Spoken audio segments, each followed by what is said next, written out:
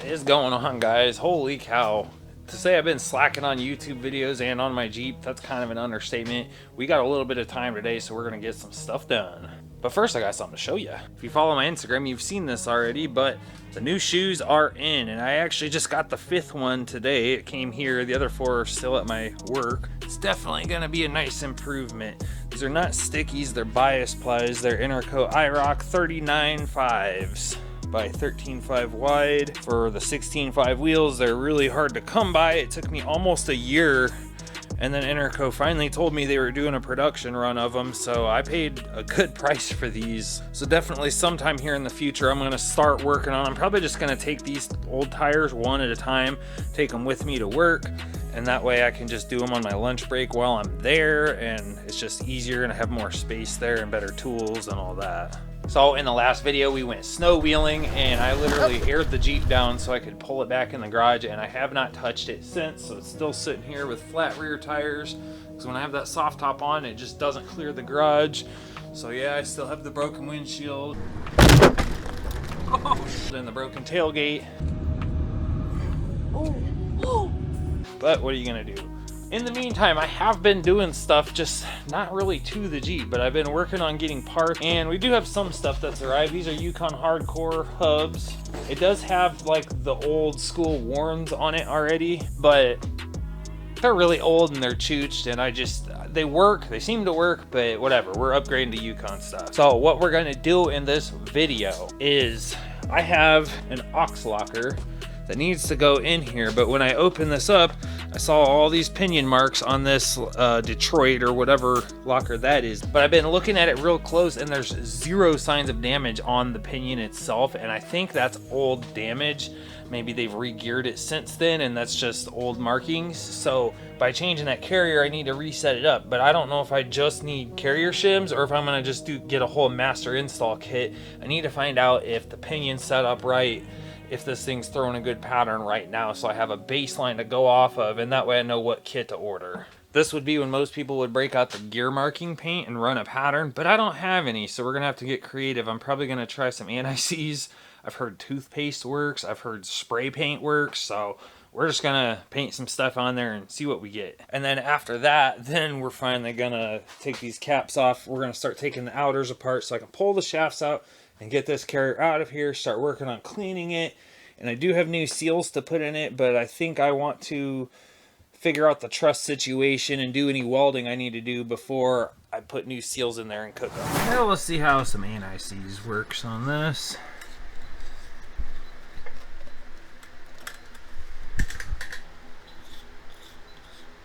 I'm gonna hold some pressure on this, rotate the pinion. I'm gonna probably go through twice on the drive side and then reverse it through the coast side, and then hopefully we'll be able to see it.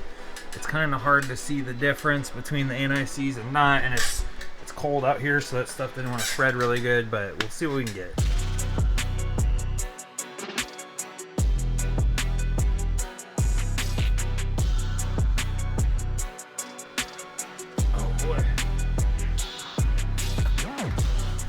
I guess you can sort of see an imprint. It's centered pretty good between the heel and the toe and between the root and the face, so I don't know if this camera's picking it up, but it looks like a pretty good pattern. The flip side I'm having a hard time seeing. That's actually a pretty good pattern too. A little bit close to the toe, but like within spec, I would say. So I'm fairly confident that I can kind of use this as a baseline now for like my starting shim stacks and stuff. When I take the bearing caps off, I'll measure to make sure it has some preload on it and that it's not just walking side to side. And I might even take a backlash reading. Point being, I should be able to see if it has any side to side lash, so I know if the shim stacks are proper on either side of the carrier. Who knows? Let's blow this thing apart farther. Well, we're gonna have to figure out what these Ford calipers take to get off of here, but for now, let's just start blowing this hub apart. Now, I already did crack all these loose, so I don't have to drill any of them, which is nice. Everything I can tell, these hubs lock and unlock, but when I was trying to spin to get our pattern there, even though I have them both on free, it seemed like they kept catching and like wanting to spin anyway, so Maybe they're not in perfect shape. We're about to see what they look like inside, but at any rate, we're replacing them with that Yukon stuff anyway. So I suppose these will just hang around and be spares. I got some blue like Smurf pee on me. I don't even know where that came from.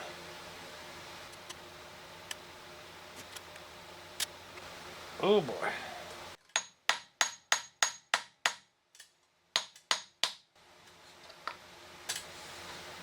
So they put a ton of blue grease in there, and that would be that Smurf pee because it was all over these bolt heads too.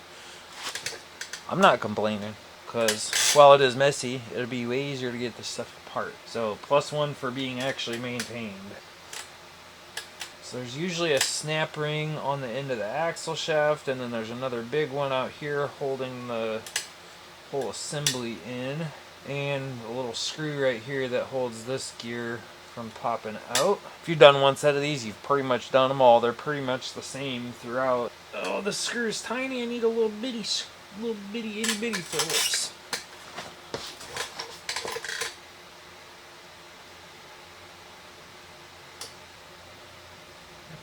There's our little head gear.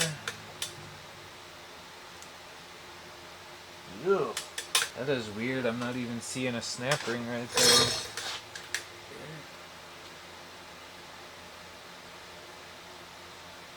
Ah, I found it. It's a different style than I was thinking. I was expecting it to be the kind that wraps around like 3 times that you have to find the end of it. Oh yeah, it was missing the little snap ring. Unless this one just doesn't have it. Fresh grease. And we gotta see what kind of spindle nuts we got on this one. I've got a couple of the sockets. I've got the one for the Dana 44, but sometimes they're all different, so I don't even know if I can get this apart. Oh my gosh, that is a lot of grease. And that looks like the Dana 44 spindle nut. Stand by. Well, roadblocks again. I got the right socket. It's one of these guys. Well, it's the wrong size. This is a 2 3/8. It fit my Dana 44 that came out of the same year truck, but this one appears to need a 2.5.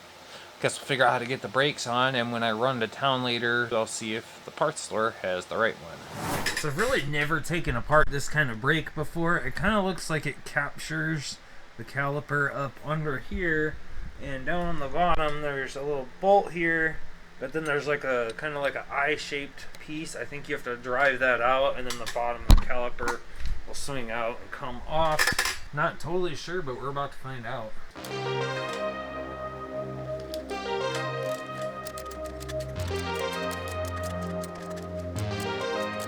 So there's that bolt. It's got a tapered little end on it, which is kind of interesting. Now I gotta see about driving this piece out. It kind of looks like it has to go that way. So let's see if it moves. Yep, there she went. So there's that. There was another little piece that fell out of there, or maybe it's still stuck in here.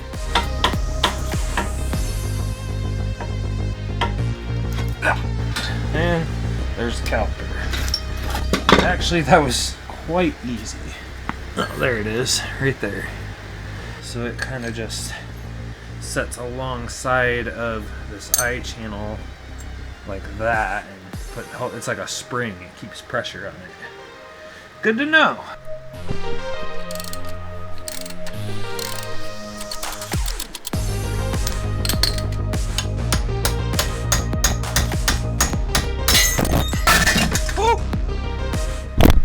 I wasn't expecting it to just fall off. Kind of scared the shit out of me and scattered my diff cover bolts everywhere. Before I waste money on one of the sockets, I wanted to check and see if my new Yukon hubs came with nuts and if they were different, because I'd hate to buy that socket and then find out it's only good for disassembly. It actually doesn't look like they come with nuts. I gotta leave and pick up my son from work, take him to my father's house, stop and get that socket, and then we'll be back. Well, there you have it. This one's got the internal teeth. You know, winter never really launched around here. We got got a couple little snows, and it's just looked like this the whole time. Can't really complain. Alright, we are back with what I hope is the right one. This one's kind of cool because it has this outer rim to like keep it on the nut. Cause sometimes these ones, like, you pop them in there and they keep coming out when you're trying to loosen and tighten them. So hopefully this one stays on, but they're better. But I'm also hoping that it actually fits, because I'm going to be mad if I have to go back. This is the PT 2.5 inch W1273. Alright, let's hope this baby fits. Oh yeah.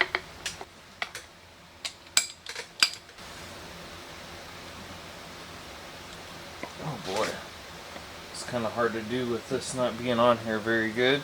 Well, I know they say not to do this, but we're gonna hit it with the Ugga just because it's just trying to move my whole housing on this stand.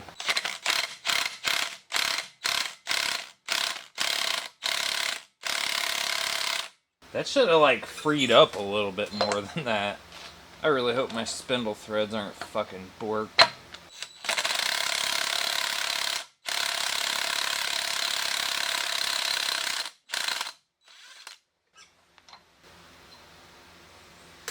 That's a little concerning, because once you break this free, it's supposed to just be like finger loose on there.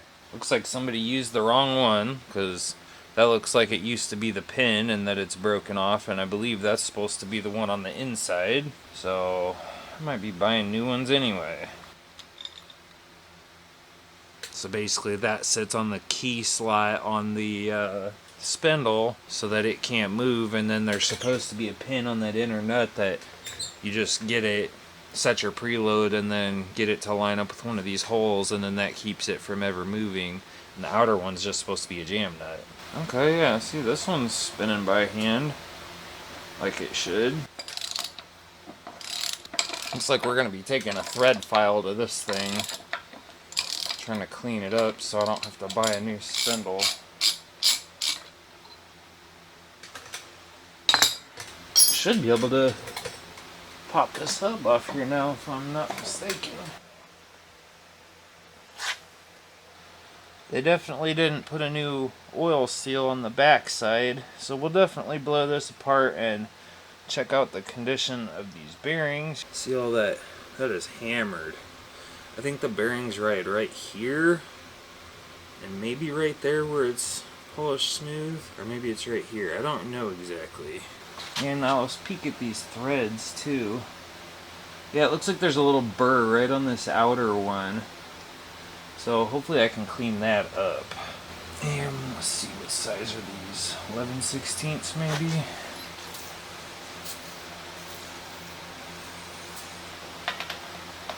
Yep, 11/16.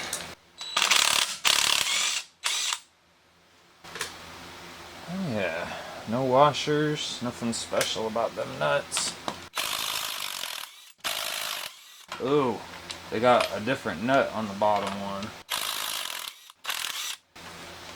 Oh, that's a bolt. That's not even a stud.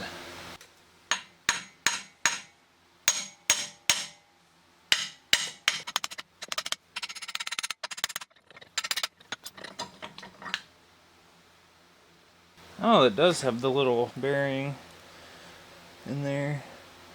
We'll have to take a good look at that. A bolt sitting in there. So I'm pretty sure the guy I bought this from, he said that he thought one of the shafts might have been chromoly. I'm thinking not so much though.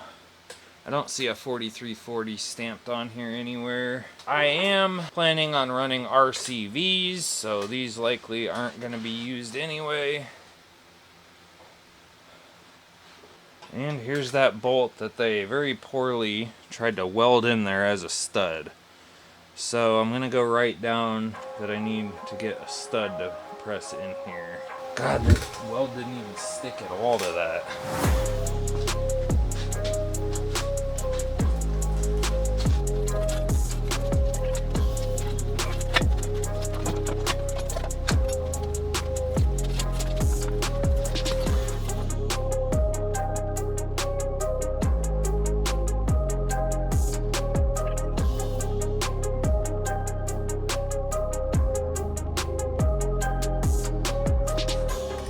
You can see this side has not been recently serviced and greased. It's much grosser. I mean, it's grease, but you can tell water's been in there. Ew. So this is the kind of snap ring that I was expecting on the other side. It's the kind that kind of wraps around.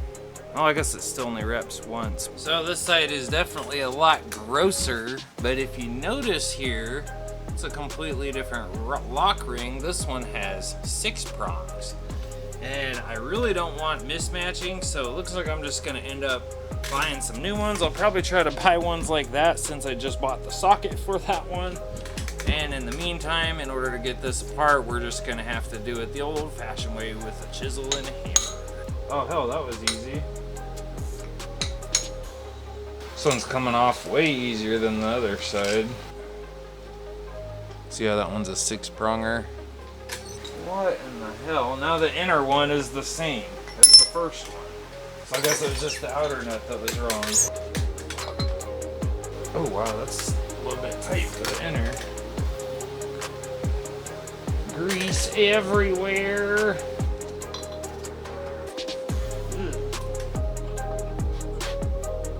I'm all for like greasing your hubs, but this was a little bit excessive. Hey, at least this one has all the right nuts on it. And this side has lock washers, the other side didn't.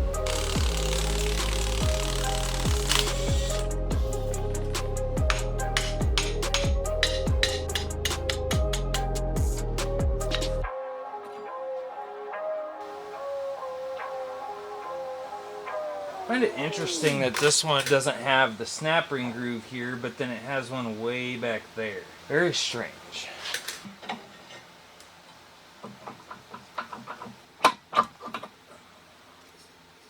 I've seen worse. No grooves. Splines aren't twisted. Not a bad deal. And now for the moment I've been waiting for, we can bust this carrier out of here. If you've never pulled a carrier before, it's real important that you keep these bearing caps on the same side they were on and in the same orientation. The best way to tell is you can just mark them like upper and left and upper and right.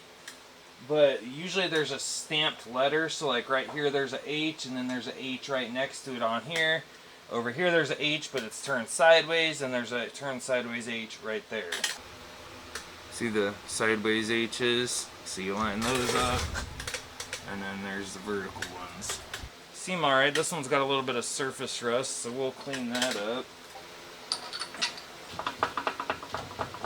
I don't feel any side-to-side lash in there, which is good. The real test will be just to see how easy it comes out. If you can just pull this right out of here, then there's not enough preload on these, and so generally you don't want to be able to just like have it fall out of there. Without getting too scientific, the way I like to make sure that like when you go to reinstall it, that you can kind of get it in, but you have to hit it with a dead blow hammer back and forth. That tells me it's not too tight but not too loose. Oh yeah. So see, it popped out, but it's still kind of wedged in there, so this is actually pretty good. So that means that I'll be able to kind of measure these shim stacks to get my baseline for the new carrier. There we go. So when I got this axle, there was no gear oil in here, so there's a little bit of rust going on. I'm definitely going to be turning these into setup bearings and getting new bearings anyway. I think I'm going to go ahead and just get the master install kit, and that way I get the new ring gear bolts and everything. A little bit of rust on these too, but I think they'll clean up. Some people call this a slinger, some people call it an oil dam, but at least it's there. Sometimes you take axles apart and it's not even there. This one actually doesn't have a crush sleeve, and it just uses shim stacks behind the inner race that's right behind this slinger or oil dam. The other good news is I don't think this is the pinion that chewed up that carrier, because there's just no markings and no, like, whatever pinion did that, you know that it chipped some corners or something on here. on these edges of these gears would be screwed, and these are actually looking pretty good except for this surface rust here.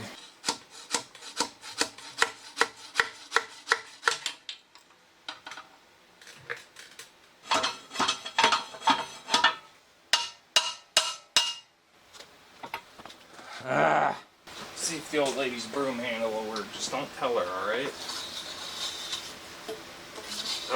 It doesn't catch the edge. Let's see if this way will do it. There we go. Just had to get the right angle of the dangle. There.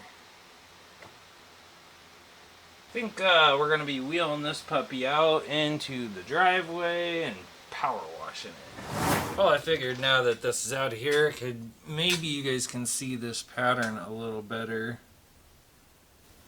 So it's favoring the toe side, but it does look like the depth is good. It's not down in the root, it's not up at the face. This one you can see it pretty well. It seems fairly centered. Well, before we wrap this one up, let's go ahead and see if we can't pop this ring gear off of here.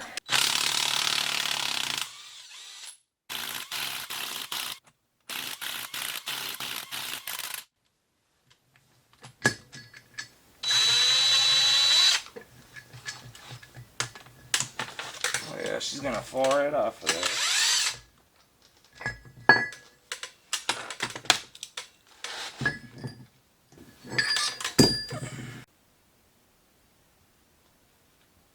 So I'm kind of to the point I need to cut this crap off because I'm not keeping this truss. It's too late for that though. It's 11 o'clock on a Sunday night. So I think we're just going to wrap this one here. I'll get back out here this week and cut this crap off and clean it up. I'm going to power wash this thing out and get back to work on it and get some more parts coming. So appreciate you guys watching, and we'll see you in the next one. We'll be back on it.